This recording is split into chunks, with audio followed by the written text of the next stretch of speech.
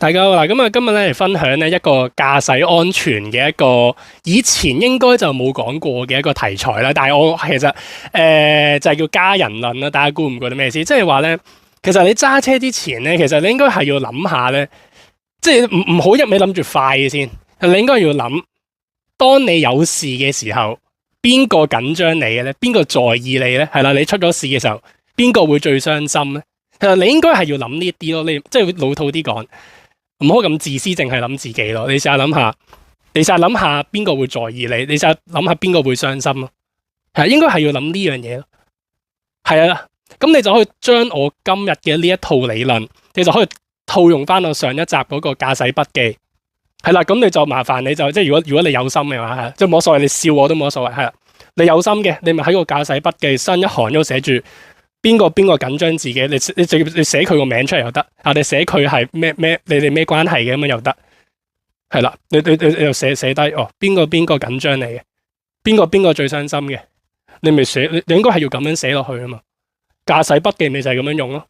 你前一秒你好似你着晒，你揸咗車揸着晒火咁樣，你而家落咗車啦，你望一望，你而家望一望，哦，駕駛筆記原來係要咁樣嘅，原來有人緊張我嘅。原來有人關心我嘅，咁你咪可能你會可以冷靜到落嚟咯。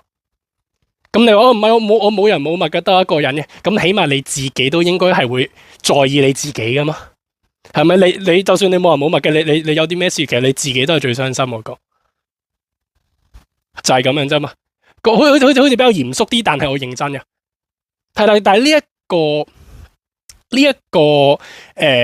即係呢個主題咧，其實咧就唔係我自己獨創嘅，只不過係我以前咧，我聽到有一個人佢嘅嗰個一個故事，跟住我理解咗佢個意思，我再用我嘅文字講翻出嚟啫嘛。佢當時佢講嗰個故事大約就係話有個媽媽佢揸車嘅，係啦，咁啊佢有次好似有次比較嚴重嘅意外啦，係啦，咁啊，但係人就冇事嘅，係啦，但係就比較撞得比較嚴重啲，係啦，好彩人冇事，咁啊有人同佢講嘅，喂，你即係你呢個唔知係咪叫全職媽媽之類嗰啲啦，係咯，係咪你屋企你有細路喺屋企噶嘛，係咪啲細嘅等緊你翻屋企，你咁樣你揸車，你咁樣撞咗單勁嘅，係咪好彩人冇事嘅，咁所以你係咪應該你自己要再小心啲咧？係咪？你大嘅唔食，細嘅都要食噶嘛，就係咁樣啫嘛。即係我理解咗佢嗰套意思，我用我嘅文字講翻出嚟，就係我啱啱講嗰個故事，即係我講嘅嗰個版本咯。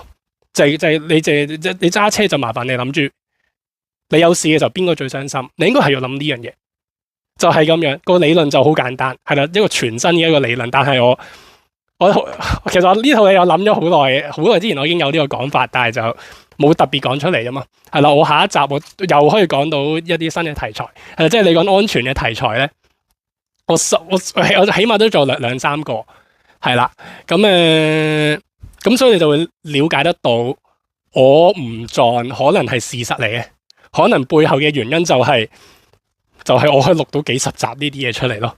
你諗下我個駕駛筆記，我可以寫到有幾豐富，係啦，咁所以就。不過你講呢個家人論咧，我就冇寫到落去駕駛筆記嘅。不過你都可以寫埋落去噶，即係就係重點係點咩？我冇寫到落去，即係代表我有時我都會唔記得咗家人論呢樣嘢嘛，係咪？咁駕駛筆記就係等你記翻一啲自己可能會唔記得嘅嘢咯，係咪？即係你揸車你淨係可能你最簡單可能你寫 cut 線小心啲啊，嗰個位好危險啊，定係寫駕駛態度啊，寫睇燈啊，唔好睇錯燈啊嗰啲。係咪？咁呢啲係人都知啊。咁但係家人論，你可能有時你唔記得咗嘅，咁你咪寫埋落個駕駛筆記嗰度咯。咪就係咁樣用啫嘛。你時常提醒自己，你咪會克制啲咯。你揸得唔會揸嗰啲亂咁嚟嗰啲咯。係咁多。係咯，即係我突然間諗翻起，我唔知幾耐之前我有錄咗一集，嗰集係講啲咩？嗰集咧我嗰個意思大約啦吓，唔好記得邊集啊。總之嗰集咧個意思就係話。唔好諗住去因小失大咯，即係可能有時你諗住貪快嗰少少，但係你揸快，咁嗰個意外嘅風險會提高咗噶嘛。